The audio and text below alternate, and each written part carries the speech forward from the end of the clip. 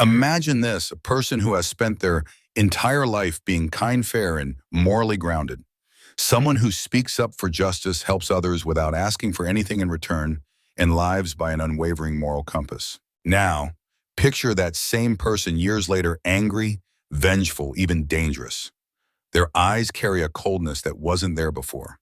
They've lied, hurt others, perhaps even destroyed lives.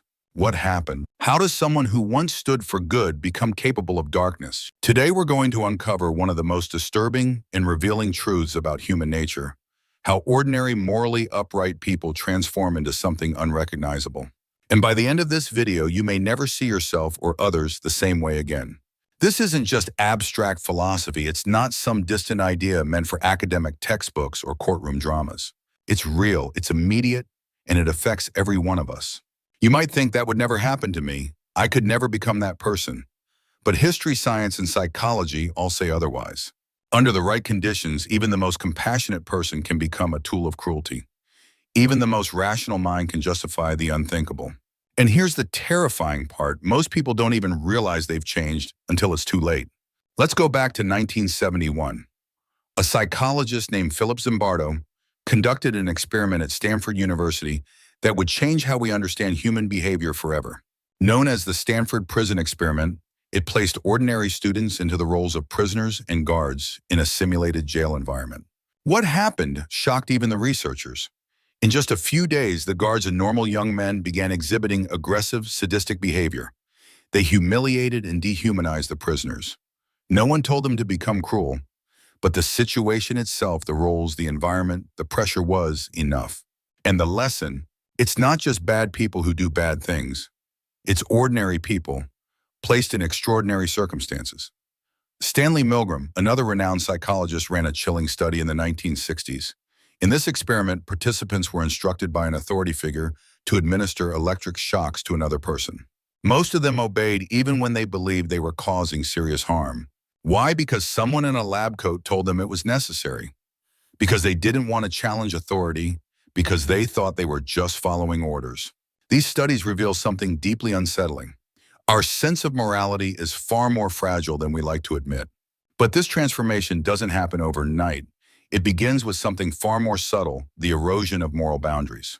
Small compromises, tiny lies, slight justifications. A person might say to themselves, this is just a small exception. It's not that serious. But that first step, no matter how tiny, makes the next step easier. And before long, the unthinkable becomes tolerable, then justifiable, then routine. This is known as the slippery slope effect. And it doesn't take evil intentions, it just takes repetition. Here's where things get darker. Imagine a soldier ordered to destroy a village, a police officer told to remain silent, a corporate executive pressured to cover up the truth. They're not acting out of malice, but out of duty. They don't think of themselves as cruel, but as responsible. They're not monsters, they're following orders. That's how moral lines become blurred. That's how we rationalize harm. The scariest villains in history didn't think they were evil. They thought they were right. Then comes the most dangerous force of all: group identity. When people begin to see themselves as part of an in-group, political, religious, national, ideological, they often begin to see everyone else as the other. And once someone becomes the other, empathy disappears. We stop seeing them as people. We start seeing them as obstacles, as enemies, as threats. This is called dehumanization, and it has fueled some of the darkest moments in history. Ordinary citizens turning on neighbors, communities silencing dissenters, entire populations swept up in movements that justified harm because it was done in the name of loyalty, protection, or belief. Now comes the hardest question. Could this happen to you? Could you, under enough pressure, in the right environment, gradually become someone you wouldn't recognize? The answer is not easy, and it's not comfortable, but it is necessary. Because until we understand the slow, subtle process that leads good people toward darkness, we remain vulnerable to it. There's one more element we must explore: self-justification. You see, most people who commit harm don't think of themselves as bad. They find ways to justify their actions. They rewrite their story to fit their self-image. They say, I had no choice. They deserved it. It's for the greater good. This is where cognitive dissonance comes in, a concept introduced by psychologist Leon Festinger It refers to the discomfort we feel when our actions contradict our beliefs. And instead of changing our actions, we often change our beliefs to protect our identity. That's how someone can see themselves as kind, even while hurting others. That's how people convince themselves they're still on the side of justice, even as their choices become darker and darker. In the next section, we'll go even deeper into the psychology of righteous cruelty, the illusion of moral superiority, and the most dangerous transformation of all. When people start to believe that their harm is actually healing, because the final step in this descent is the belief that evil is good. And understanding that is the only way to stop it. Previously, we explored how good people can gradually descend into darkness through small justifications, obedience to authority, and the slow erosion of empathy. Now we delve even deeper into the psychological forces that allow people to continue seeing themselves as good, even while committing harm. One of the most unsettling truths in all of human psychology is this: people can commit horrific acts and still believe they're doing the right thing. They may hurt others, lie, manipulate, even destroy, but through the lens of self-justification, they remain the hero in their own story. How? By rewriting the narrative in their mind, by silencing the small, quiet voice of conscience, by convincing themselves this is for the greater good. I had no choice. They deserved it. And once that inner voice is silenced, the descent accelerates. Psychologist Leon Festinger called it cognitive dissonance, the discomfort we feel when our actions conflict with our beliefs. To reduce that discomfort, we don't always change our actions. More often, we change our beliefs. We reshape the story until we no longer feel guilty. That's why throughout history, some of the worst atrocities were not committed by people who saw themselves as evil, but by those who were utterly convinced they were right. But justification is only the beginning. There's something even more dangerous than cognitive dissonance: the illusion of righteousness. Over time, people don't just justify harmful behavior, they elevate themselves above others. They see themselves as morally superior. They believe they are the enlightened, the just, the virtuous. This self-image becomes a license, a pass. And what follows is a psychological phenomenon known as moral licensing. Moral licensing explains why people who see themselves as good often feel entitled to do bad things. A person donates to charity in the morning and lies without guilt in the afternoon. A leader claims to fight for justice and justifies silencing those who disagree. Someone who views themselves as compassionate may feel no remorse for excluding or punishing others they deem unworthy. Because in their mind, their goodness outweighs their flaws. They've earned it. They believe their cause is so noble, their integrity so strong, that their behavior can't be questioned. This is the danger of the righteous ego, the blind spot that grows bigger the more we stare into our own moral reflection. And this is where the spiral tightens: dehumanization. This is one of the most chilling steps in the transformation of good people into instruments of harm. When someone begins to see others as obstacles, as enemies, as less than human, their internal moral guardrails collapse. Suddenly, cruelty seems justified. Violence becomes defense. Oppression feels like order. This is why soldiers in war are trained to see the enemy not as a person, but as a threat. Why political and ideological debates turn vicious: because both sides stop seeing each other as people and start seeing each other as problems. It's not just history, it's happening now. And here's the terrifying part: dehumanization doesn't just happen in wars, genocides, or extremist regimes. It happens in everyday life. It happens in offices when colleagues are bullied or ostracized. It happens in relationships when partners justify verbal abuse by saying they deserved it. It happens online when strangers are attacked with words people would never dare say face to face. Why? Because behind a screen, they don't feel real. Because the moment we stop seeing someone's full humanity, we give ourselves permission to harm them, and none of us are immune. So now we must face the most difficult question of all: if good people can become monsters, how do we stop it? What are the defenses? What are the safeguards? Is there a way to resist the slow seduction of power group, think, and moral superiority? The answer is not easy, but it exists, and it begins with something most people overlook: self-awareness. Many believe they're protected from moral corruption simply because they see themselves as good. But this belief can actually make us more vulnerable. The moment we say that I could never do that, we close our eyes to the possibility that maybe under certain conditions, we could. True self-awareness means acknowledging your capacity for darkness. It means realizing that goodness isn't a fixed identity.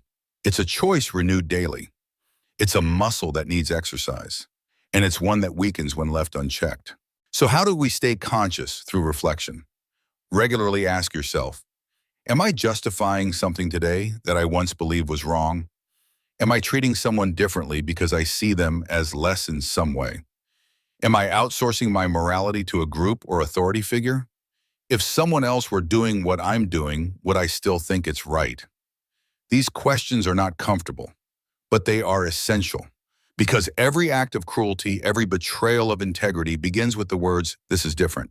But awareness isn't enough. The next safeguard is moral courage, the ability to act with integrity even when it's hard. It's easy to do the right thing when there's no cost. But what about when doing the right thing risks your job, your friendships, or your reputation? History is filled with those who failed this test, who stayed silent while others suffered. But it's also filled with those who rose above, who stood up, who refused to participate in injustice even when it cost them everything. What made them different? They had an internal moral compass, anchored not in approval or ideology, but in truth. And they practiced small acts of integrity daily so that when the big test came, they were ready. And perhaps the most powerful safeguard of all is empathy. Because all these destructive forces, dehumanization, moral licensing, blind obedience, they rely on one thing: disconnection. When you stop seeing the person in front of you as human, you start treating them like an object. But empathy bridges that gap. Even a brief moment of connection, a story, a shared laugh, a glimpse into someone's pain can dissolve prejudice, reduce cruelty, and bring us back to ourselves. Studies show that empathy isn't just a feeling, it's a skill. And when practiced regularly, it makes dehumanization almost impossible. So what's next? In the final section, we'll explore how to reclaim our humanity in a world that constantly tests it, how to build a life of conscious morality, not blind conformity, and how the quiet power of reflection, courage, and compassion can stop even the darkest descent before it begins. Because if the seeds of evil live in all of us, so too does the light that can keep them from growing. Stay with us. In our last section, we explored how moral awareness, courage, and empathy serve as safeguards against the slow descent into darkness. But to truly understand how good people become capable of evil, we must confront one final devastating truth, one that ties all the others together. Corruption isn't usually loud. It doesn't arrive like a storm or declare itself with red flags. It's subtle. It's slow. It creeps in through the smallest cracks. Tiny choices, minor justifications, the daily compromises that feel harmless, until they're not. This is the most important lesson of all. The fall from grace is rarely a single event. It's a process, a pattern, a quiet erosion.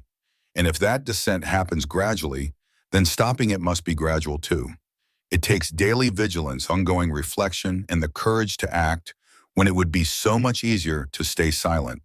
But there's one more force, perhaps the most dangerous of all, that makes this descent so seductive. It's not your flaws. It's not your past. It's not even your intentions. It's your environment, the world around you, the system you live in, the beliefs you're immersed in, the culture you absorb day after day without even realizing it. More than any internal weakness, it's the external forces, the air you breathe, the conversations you have, the leaders you follow, the media you consume that shape who you are becoming. Psychologist Philip Zimbardo, the architect of the Stanford prison experiment, named this terrifying truth the Lucifer effect. He discovered that even the most decent people under the wrong conditions can be transformed into perpetrators of cruelty, not because they are evil, but because their environment made evil seem normal. Think about it. A workplace that tolerates dishonesty will soon have employees who lie without a second thought. A school where bullying is ignored will raise students who believe cruelty equals power. A society that rewards aggression over kindness will breed citizens who view empathy as weakness. You don't have to be told to be bad, you just have to be shown that badness is accepted. You just have to exist in a system that slowly nudges you to look away, to stay silent, to compromise just this once. It is the normalization of harm that transforms people, not in one dramatic moment, but one quiet day at a time.